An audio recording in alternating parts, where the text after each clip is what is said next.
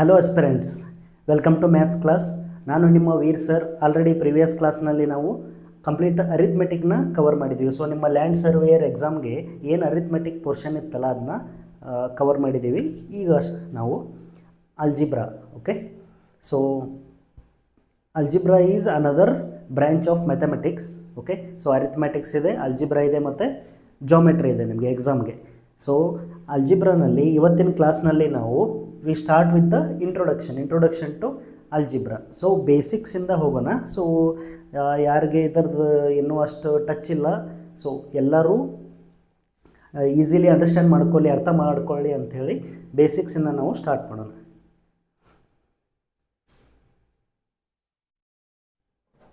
So what is algebra?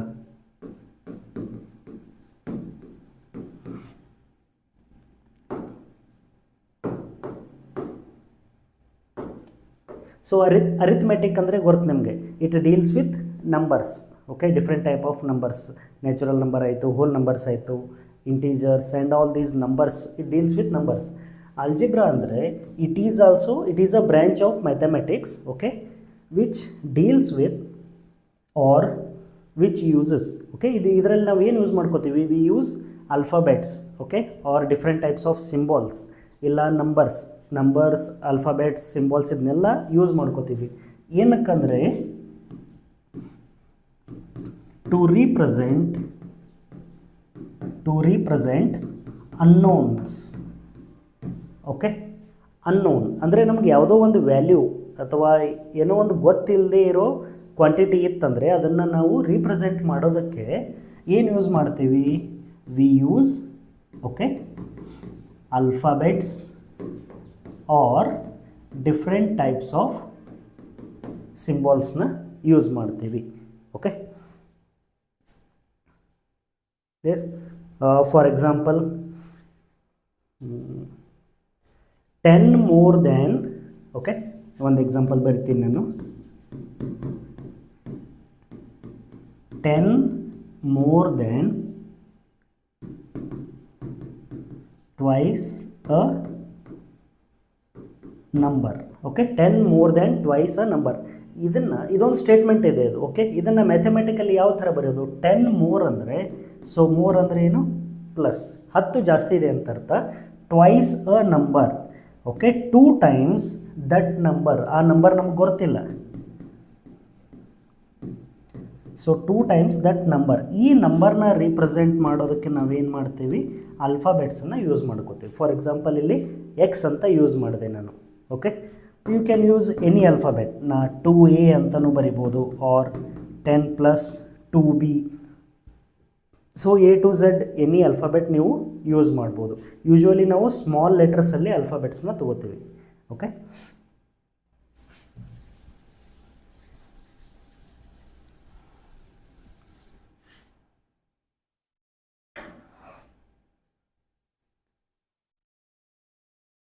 so algebra is a branch of mathematics, okay, which uses alphabets, other symbols to represent unknowns. Okay, so ಗೊತ್ತಿಲ್ಲದೆ ಇರೋ ಇನ್ಫಾರ್ಮೇಷನ್ನ represent ಮಾಡೋದಕ್ಕೆ help ಮಾಡುತ್ತೆ. ಈಗ ಒಂದು ಅಲ್ಜೆಬ್ರಾಯಿಕ್ expression ತೊಗೋತೀನಿ ನಾನು. 4x ಅಂತ ಬರಿತೀನಿ. Okay, 4x. ಸೊ ಇದರಲ್ಲಿ this 4 is a constant. Okay, ಇದಕ್ಕೆ ಕಾನ್ಸ್ಟೆಂಟ್ ಅಂತ ಕರಿತೀವಿ, ಯಾಕಂದರೆ ಇದರ ವ್ಯಾಲ್ಯೂ ಏನೂ ಚೇಂಜ್ ಆಗಲ್ಲ. X is, we call this alphabet as variable. Okay, variable means whose value is not fixed. ಎಕ್ಸ್ಗೆ ಏನು ಬೇಕಾದರೂ ವ್ಯಾಲ್ಯೂ ಇರ್ಬೋದು. So X can be 1, 2, -1, 0, anything. That's why it is called as variable. Okay, so ಈ complete ಇದನ್ನು ನಾವೇನಂತ ಕರಿತೀವಿ? We call it as a term. So 4x ಅನ್ನೋದು complete it is one term. ಇದು ಒನ್ ಟರ್ಮ್, ಅದರೊಳಗೆ ಒಂದು constant ಕೂಡ ಇದೆ, ಒಂದು ವೇರಿಯೇಬಲ್ ಕೂಡ ಇದೆ. ಓಕೆ, ಸೊ ಈ ವೇರಿಯೇಬಲ್ ಜೊತೆ ಇರುತ್ತಲ್ಲ ನಂಬರ್, ಅದನ್ನು ನಾವೇನಂತ ಕರಿತೀವಿ? Coefficient. Okay, V call it as coefficient. Okay, so coefficient of X is what? 4. Okay, so x the coefficient 4, 4 the coefficient X. So ಅದರ ಮಲ್ಟಿಪ್ಲೈ ಆಗ್ತಿರೋ ನಂಬರ್ಗೆ ನಾವೇನಂತೀವಿ ಕೋಎಫಿಷಿಯೆಂಟ್ ಅಂತ ಕರಿತೀವಿ. ಸೊ ಯೂಶ್ವಲಿ ಇನ್ ಜನರಲ್ ಆಗಿ ಕೋಎಫಿಷಿಯೆಂಟ್ ಅಂತ ಕರೆದ್ರೆ ನಾವು ಕಾನ್ಸ್ಟಂಟ್ ನಂಬರ್ ಅದರ ಜೊತೆ ಇರೋ ಕಾನ್ಸ್ಟಂಟ್ ನಂಬರ್ನ ರಿಪ್ರೆಸೆಂಟ್ ಮಾಡ್ತೀವಿ ಅಂತ ಅರ್ಥ. Okay, yes. So this is a term. Okay, complete one term ಇದು. ಅದರಲ್ಲಿ ವೇರಿಯೇಬಲ್ ಇದೆ, ಕಾನ್ಸ್ಟಂಟ್ ಕೂಡ ಇದೆ.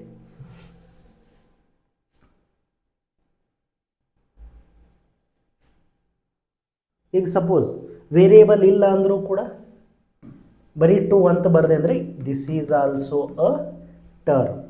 ಇದು ಕೂಡ ಒಂದು ಟರ್ಮ್ ಆಗುತ್ತೆ. 2a + 3 2a + 3 ಇದರಲ್ಲಿ ಎಷ್ಟು ಟರ್ಮ್ಸ್ ಇದಾವೆ ನೋಡಿ. ಓಕೆ, ಸೊ 1 2 ಇಲ್ಲಿ ಎಷ್ಟು ಟರ್ಮ್ಸ್ ಇದೆ? 2 ಟರ್ಮ್ಸ್ ಇದೆ ಇದರಲ್ಲಿ. Okay, next 3xy 3xy. So how many terms are there? It is only one term. Okay, 3xy plus a ಈ ಥರ ಇದ್ದರೆ ಇದು ಒಂದು ಟರ್ಮ್, ಇದೊಂದು ಟರ್ಮ್. ಸೊ ಇಲ್ಲಿ ಎಷ್ಟು ಟರ್ಮ್ ಆಯಿತು? 2 ಟರ್ಮ್ ಅಂತ ಆಯಿತು. ಸೊ ಪ್ಲಸ್ ಇಲ್ಲ ಮೈನಸ್ ಸಿಂಬಾಲಿಂದ, ಓಕೆ, ಪ್ಲಸ್ ಮೈನಸ್ ಸಿಂಬಾಲಿಂದ ಡಿಫ್ರೆನ್ಷಿಯೇಟ್ ಆಗಿದ್ದರೆ ಅದನ್ನು ನಾವು ಡಿಫ್ರೆಂಟ್ ಟರ್ಮ್ಸ್ ಅಂತ ಕನ್ಸಿಡರ್ ಮಾಡ್ತೀವಿ. ಓಕೆ, ಸೊ ಇದು ಒಂದು term, this is another term. 2 terms ಆಯ್ತು. ಇಲ್ಲಿ ಅಲ್ಫಾಬೆಟ್ಸ್ 2 ಇದೆ ಅಂಥೇಳಿ 2 ಟರ್ಮ್ಸ್ ಅಂತ ಅನ್ಬಾರ್ದು. ಈ this complete is one term. Okay, ಅದೆಲ್ಲನೂ ಒಂದೇ ಟರ್ಮ್ ಆಗುತ್ತೆ.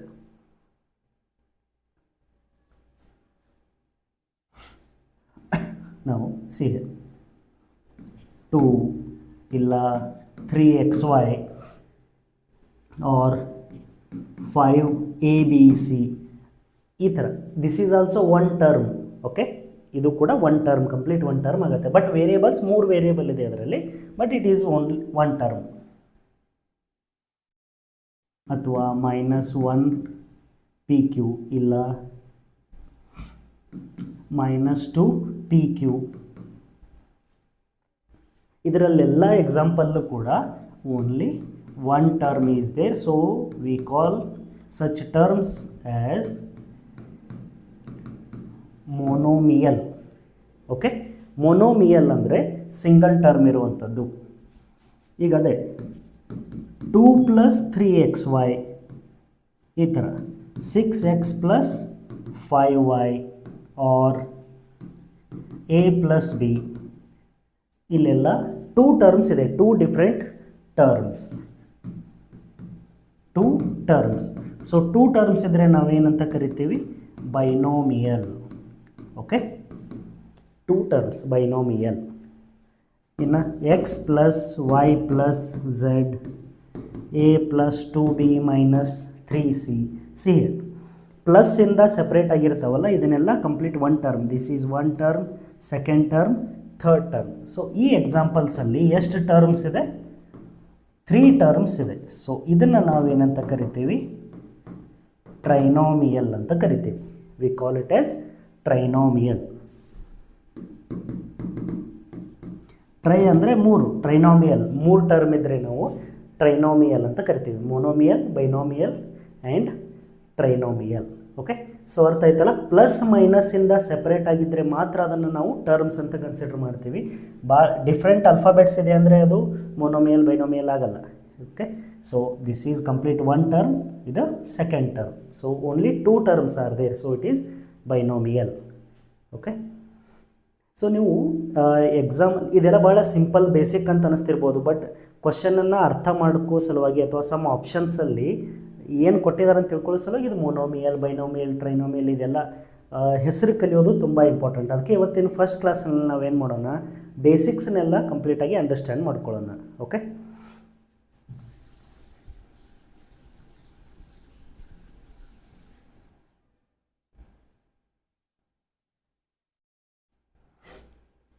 ಎಸ್.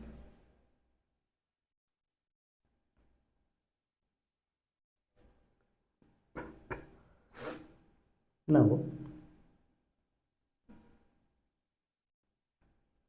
ಓಕೆ ಸೊ ಏನೇನು ನೋಡಿದ್ವಿ ನಾವು? Variable, constant, okay, coefficient, monomial, binomial, trinomial, okay. So in general ಆಗಿ ನಾವು ಏನಂತ ಕರಿತೀವಿ? ಅದಕ್ಕೆ ಪಾಲಿನಾಮಿಯಲ್ ಅಂತ ಕರಿತೀವಿ. We call it as a polynomial, okay. So polynomial ಅಂದರೆ which has one or more terms, okay, an expression which has one or more terms, ಅದಕ್ಕೆ ನಾವೇನಂತ ಕರಿತೀವಿ? ಪಾಲಿನಾಮಿಯಲ್ ಅಂತ ಕರಿತೀವಿ, okay. now see here, 3x plus 5, 3x plus 5 ಅಂತಿದೆ. it is a binomial and also we call it as an, ಏನಂತ ಕರಿತೀವಿ ಇದನ್ನು ನಾವು? ಎಕ್ಸ್ಪ್ರೆಷನ್ ಅಂತ ಕರಿತೀವಿ, okay. Expression, yes. So expression is combination of one or more terms, okay. One term ಇರ್ಬೋದು, ಜಾಸ್ತಿ terms ಕೂಡ ಇರ್ಬೋದು. It is an expression. ಈಗ ಇಕ್ವೇಷನ್ ಯಾವಾಗುತ್ತೆ ಅದು? What is the difference between expression and equation? Okay. So equation ಅಂದರೆ it should contain one equality. Equality symbol ಇರಬೇಕು. For example ಇದೇ 3x plus 5 is equal to 0 ಅಂತ ಮಾಡಿದೆ ಅಂದರೆ ಅದಕ್ಕೇನಾಗುತ್ತೆ? ಅದು ಇಕ್ವೇಷನ್ ಆಗುತ್ತೆ. Why equation? ಇಲ್ಲಿ ನೋಡಿ, ಈಕ್ವಾಲಿಟಿ ಸಿಂಬಲ್ ಇದೆಯಲ್ಲ, then it is equation. So equality symbol ಇಲ್ಲ ಅಂದರೆ ಜಸ್ಟ್ ಆ್ಯನ್ ಎಕ್ಸ್ಪ್ರೆಷನ್ ಇದು, ಓಕೆ. ಎಕ್ಸ್ಪ್ರೆಷನ್. ಸೊ ಎಕ್ಸ್ಪ್ರೆಷನ್ ಮತ್ತು ಇಕ್ವೇಷನಲ್ಲಿ ಡಿಫ್ರೆನ್ಸ್ ಗೊತ್ತಾಯ್ತಲ್ಲ. ಬಟ್ ಸಿ 3x ಪ್ಲಸ್ 5 ಇದರಲ್ಲಿ ಎಷ್ಟು ವೇರಿಯೇಬಲ್ಸ್ ಇದೆ? ವೇರಿಯೇಬಲ್ಸ್ ಅಂದರೆ alphabets, okay. So only one type of alphabet is there, 3x plus 5. So this one is expression in one variable, okay. Expression in one variable ಅಂತ ಕರಿತೀವಿ. ನಾ ಇನ್ನೊಂದು ಬರಿತೀನಿ ನೋಡಿ, 3x ಪ್ಲಸ್ 5y ಅಂತ ಬರೆದ್ರೆ X and Y two different types of variables are there, okay. X ಮತ್ತು Y ಎರಡು ಬೇರೆ ಬೇರೆ ವೇರಿಯೇಬಲ್ಸ್ ಇದೆ. So this one is expression in two variables. ಏನಾಗುತ್ತೆ ಇದು? Expression in two variables. 2x plus y minus z, this is expression in three variables, okay. 3 variables. ಬರೀ ಈ ಥರ ಅಷ್ಟೇ ಅಲ್ಲ, 3xy plus z ಹಿಂಗಿದ್ರೂ ಕೂಡ ಇದು ಎಕ್ಸ್ಪ್ರೆಷನ್ ಇನ್ 3 ವೇರಿಯೇಬಲ್ಸ್ ಅಂತಲೇ ಆಗುತ್ತೆ, ಓಕೆ. ಸೊ ಎಕ್ಸ್ಪ್ರೆಷನ್ ಅಂದರೆ ಏನು? ಅದರಲ್ಲಿ one variable, two variables. Variables ಅಂದರೆ ಅಲ್ಫಾಬೆಟ್ಸ್ ಅಂತ ಅರ್ಥ, ಓಕೆ.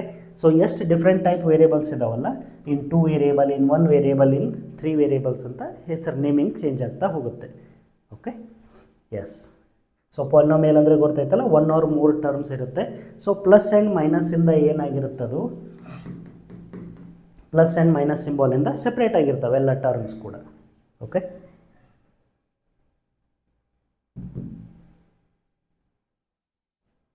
ನಾವು degree, okay.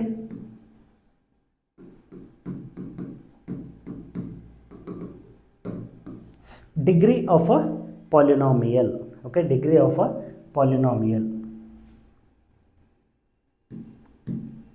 8x, okay. It is a monomial. ಒಂದೇ ಟರ್ಮ್ ಇದೆ, ಸೊ ಮೊನೋಮಿಯಲ್ ಅಂತ ಕರಿತೀವಿ. ಇದ್ರೊಳಗೆ ಎಕ್ಸ್ ವೇರಿಯೇಬಲ್ ಇದೆಯಲ್ಲ, ವಾಟ್ ಈಸ್ ಇಟ್ಸ್ ಎಕ್ಸ್ಪೋನೆಂಟ್ ಅಂದರೆ ಇದ್ರ ಪವರ್ ಎಷ್ಟಿದೆ ನೋಡಿ. ಸೊ ಎಕ್ಸ್ ಪವರ್ 1, ಏನೂ ಇಲ್ಲ ಅಂದರೆ ಎಷ್ಟಿರುತ್ತೆ? 1 ಇರುತ್ತೆ. ಸೊ ಇದರ ಡಿಗ್ರಿ ಎಷ್ಟಾಗುತ್ತೆ? Degree is 1. Degree is 1. ನಾವು I will write another one. 3x² plus 5x minus 1 same. So ಇದರ ಡಿಗ್ರಿ ನೋಡಿ, ಇಲ್ಲಿ ಎಷ್ಟಿದೆ? ಎಕ್ಸ್ ಪವರ್ ಎಷ್ಟಿದೆ? 1 ಇದೆ. ಇಲ್ಲಿ x power 2 or x raise to 2. So degree is 2 here, ಈ ಎಕ್ಸ್ಪ್ರೆಷನ್ ಒಳಗೆ ಡಿಗ್ರಿ ಎಷ್ಟು, ಈ ಪಾಲಿನಾಮಿಯಲಲ್ಲಿ ಡಿಗ್ರಿ ಎಷ್ಟಿದೆ, 2 ಇದೆ. ಸೊ ಡಿಗ್ರಿ ಅಂದರೆ ಏನು, degree is highest power of a variable. Okay, so ವೇರಿಯೇಬಲ್ದು ಹೈಯೆಸ್ಟ್ ಪವರ್ ಯಾವುದಿದೆಯಲ್ಲ ಅದನ್ನು ನಾವು ಡಿಗ್ರಿ ಅಂತ ಕನ್ಸಿಡರ್ ಮಾಡ್ತೀವಿ. ಫಾರ್ ಎಕ್ಸಾಂಪಲ್ 8x³ + x² - 3, ಇದರಲ್ಲಿ ಹೈಯೆಸ್ಟ್ ಪವರ್ ಎಷ್ಟಿದೆ, 3 ಇದೆ. So it's degree is 3. Okay, degree 3 ಅಂತ ಕರಿತೀವಿ ನಾವು, ಡಿಗ್ರಿ 3. ಸೊ ಡಿಗ್ರೀಸ್ದ ಅರ್ಥ ಆಯ್ತಲ್ಲ, 3x² + y² + xy. So 2 variable ಇರುವಂಥ ಪಾಲಿನಾಮಿಯಲ್ ಇದೆ ಇದು. ಸೊ 1 2 3 ಟರ್ಮ್ಸ್ ಇದೆ. So it is a trinomial. Next highest degree ನೋಡಿ, ಎಕ್ಸ್ದು ಎಷ್ಟಿದೆ, 2 ಇದೆ, ವೈದು ಕೂಡ 2 ಇದೆ. So it is of degree 2. It is of degree 2.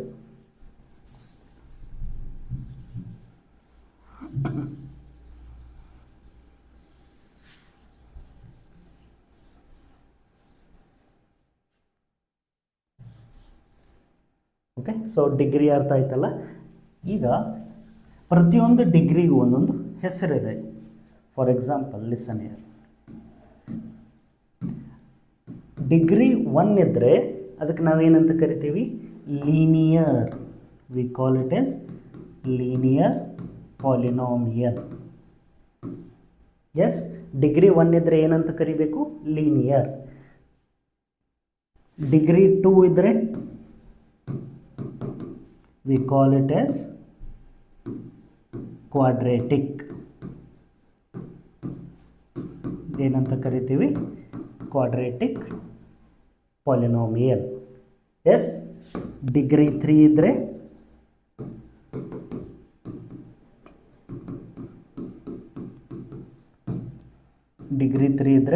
ಏನಾಗುತ್ತೆ, ಕ್ಯೂಬಿಕ್ ಪಾಲಿನಾಮಿಯಲ್.